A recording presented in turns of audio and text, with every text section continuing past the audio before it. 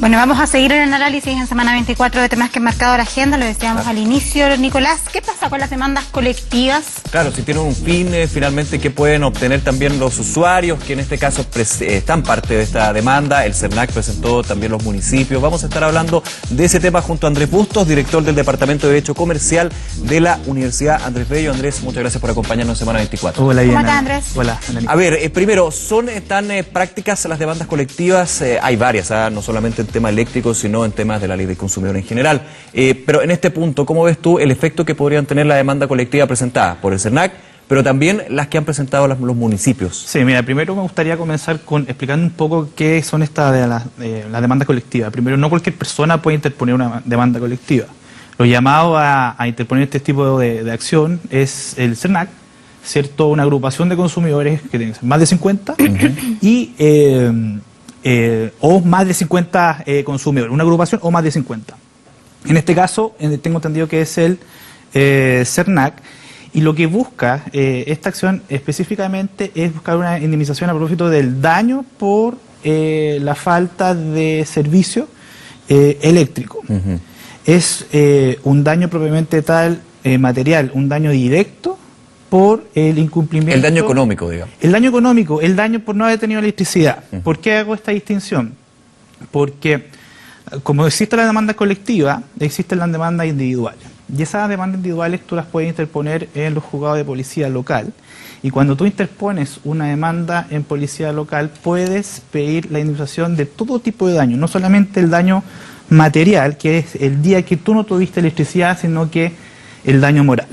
Entonces, lo que está, el daño moral es el precio del dolor, el sufrimiento que me causó a mí no haber tenido electricidad. Claro, digamos, el efecto no económico propiamente tal de no haber tenido electricidad en este caso. Exactamente, que muchas veces puede ser más interesante que el daño material propiamente tal. Entonces, estas acciones colectivas buscan, en definitiva, maximizar este recurso judicial a través de el CERNAC para efectos de que varios consumidores... Me quiero detener un segundo ahí. ¿Es más efectivo presentar una demanda colectiva, es decir, de más de 50 personas, por ejemplo, a una demanda como persona natural o una persona individual?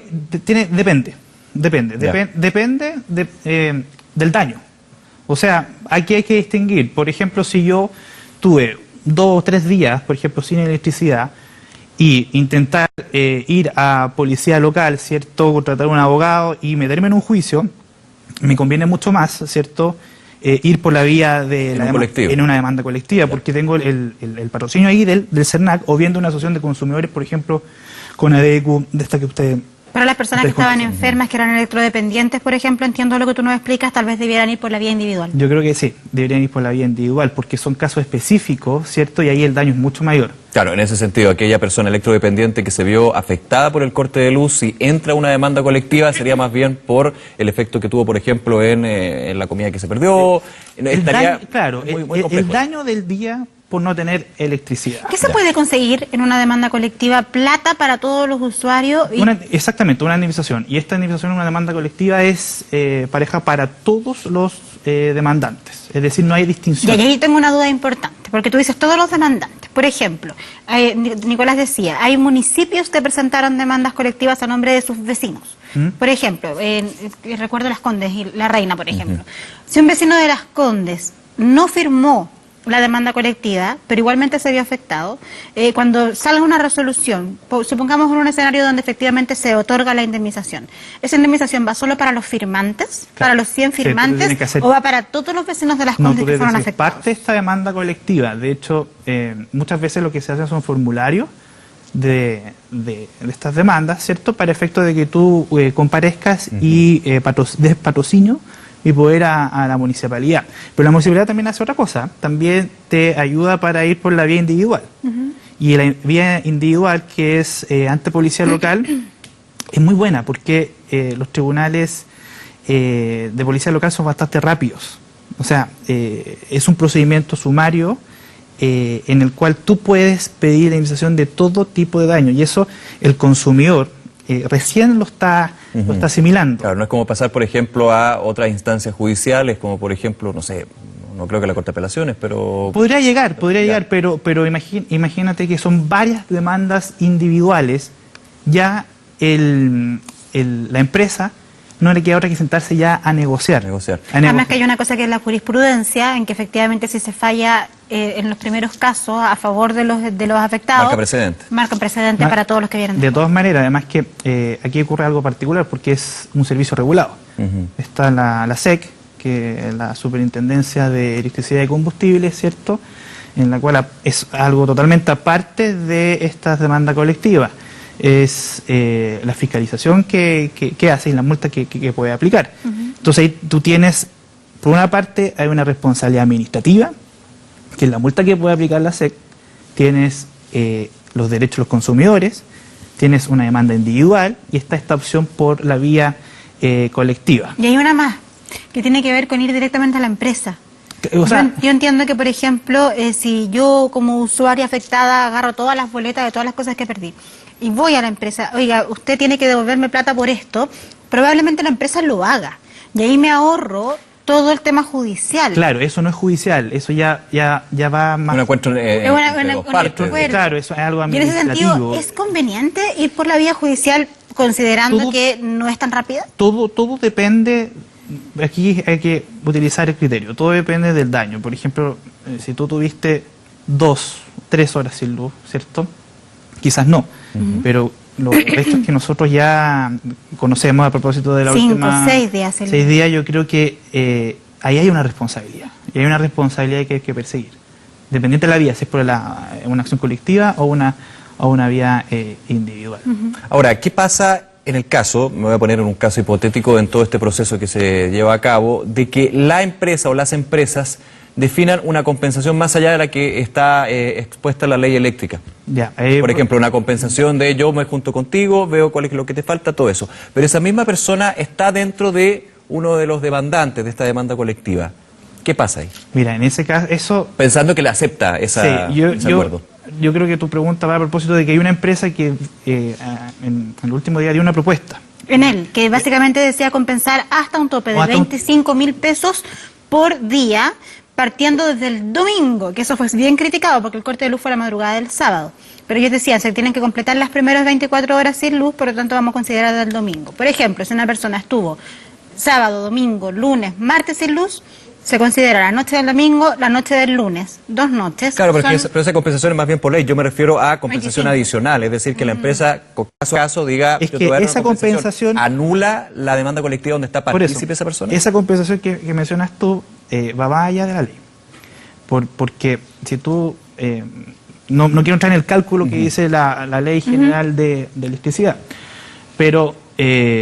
si tú haces el cálculo va más es mucho menos que 25.000 pesos, ¿ya? Entonces, en ese caso, si a ti te compensan, no hay daño. ¿Qué daño tú vas a tener? Directo, propiamente tal, el daño del día que tuviste sin luz. Se te están compensando, por ejemplo, en el caso hipotético que fuera 25.000 pesos. Por lo tanto, tendría ahí un problema ahí probatorio, en la eventualidad que te compensaron por una vía y tú estás demandando. Anula de alguna manera esa demanda. Claro, porque piensa tú que tiene que existir un daño, y para que un daño sea indemnizable se tiene que probar. Y en ese caso yo podría rechazar la compensación alegando que estoy en un proceso judicial con la empresa. Porque si se va a descontar de las cuentas de la luz, no me da a mí la opción de decir no gracias. Tú lo que podrías hacer a lo mejor decir que la compensación es menor al daño, o bien reservar la acción e ir por la vía de daño moral. Y ahí tú podrías interponer una acción individual de esta que te comentaba. Porque efectivamente lo que hacen estas compensaciones de la propia empresa es el día sin electricidad, nada más que eso. Claro, el daño que haya... Claro, y por ejemplo, si son, poniendo un monto, 25.000 pesos, y ese día tú perdiste mercadería porque hiciste el día antes el pedido del mes, ponte tú por 200.000 pesos o 150.000 pesos, tú podrías ahí, claramente hay una compensación menor del daño que tú sufriste. Quiero hacer un paréntesis ahí con lo que es demanda colectiva. Hablábamos un poquito del concepto al principio. Esto se conoce desde Estados Unidos, que ha sido rey en términos de las demandas colectivas, las class actions. Sí, las acciones de clase. Las acciones de clase que se han dado en distintos sectores. De ahí comienza a incorporarse ya en lo que es el ordenamiento chileno. O sea, siempre ha existido, pero no se conocía. ¿Tú crees que por el caso de las eléctricas y otros casos que hemos tenido ya, ¿la ciudadanía conoce más esta posibilidad de demandar colectivamente? De todas maneras, y en Estados Unidos pasa algo que ojalá nuestra legislación en algún momento lo acoja, que las multas van en beneficio de la Asociación de los Consumidores, no en beneficio de el ente fiscal. Entonces, perdón que te interrumpa, es bueno aclarar eso, porque las multas de la SEC que se van a cursar actualmente no llega nada de eso para no llegan. Entonces, en Estados Unidos las asociaciones de consumidores son súper fuertes. ¿Por qué? Porque cada vez que hay una vulneración a sus derechos, aparte de la indemnización, la multa va para la asociación. Y cada vez se van haciendo más poderosas. Claro, pero ahí también hay una crítica de los usuarios porque dicen por qué llega la Asociación de Consumidores y no al usuario que finalmente es el afectado. Pero que tú tienes que... el gran problema que tiene el derecho de los consumidores es que el consumidor no es organizado, a diferencia del proveedor. El proveedor está organizado en gremios, se organiza de alguna forma. El consumidor no. El consumidor tiene que estar de alguna forma ligado a través de algún tipo de organización. Y en Estados Unidos, como bien tú lo planteaste, ha dado buenos resultados. Son bien poderosas las... Hay una película bien famosa de demandas colectivas en Estados Unidos, que ganó un Oscar incluso, que trataba precisamente de que yo estábamos hablando de Erin Brockovich, que era un tema ambiental, no tenía mucho que ver con el corte de electricidad y servicio, pero ahí se muestra claramente que, claro, se empiezan a recolectar estas firmas, se hace una gran demanda, se representa una comunidad y efectivamente el beneficio va directamente a las personas que en ese momento fueron afectadas. Claro. Yo creo que nuestra legislación debería ir hacia allá. Lamentablemente el proyecto de ley en la nueva ley de los derechos de consumidores no lo incluye.